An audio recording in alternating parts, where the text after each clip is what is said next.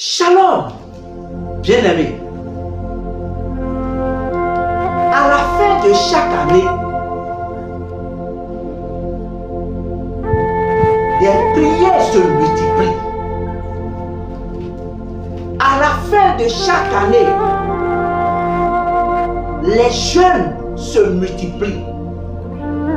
À la fin de chaque année, des prières de combat par-ci, par-là-bas. À la fin de chaque année, les cas de prière sont remplis. Dimanche. Et quand vous leur posez la question, ils vont vous répondre: Satan veut faire bilan. Satan veut faire bilan. S'ils n'ont pas une terre, Satan veut faire bilan.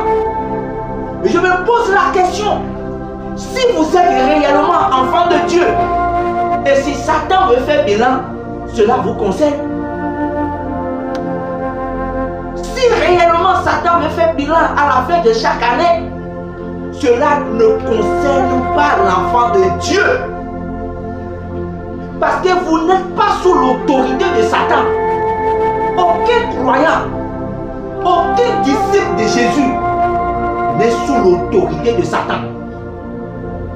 Ceux qui courent à gauche, à droite,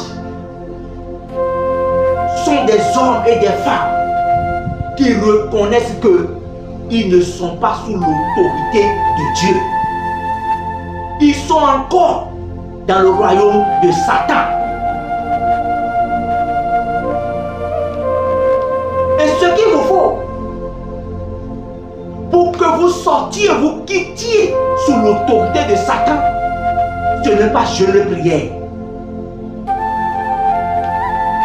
Ce que vous devez faire, c'est que vous croyiez en Jésus. Vous receviez Jésus-Christ dans votre vie.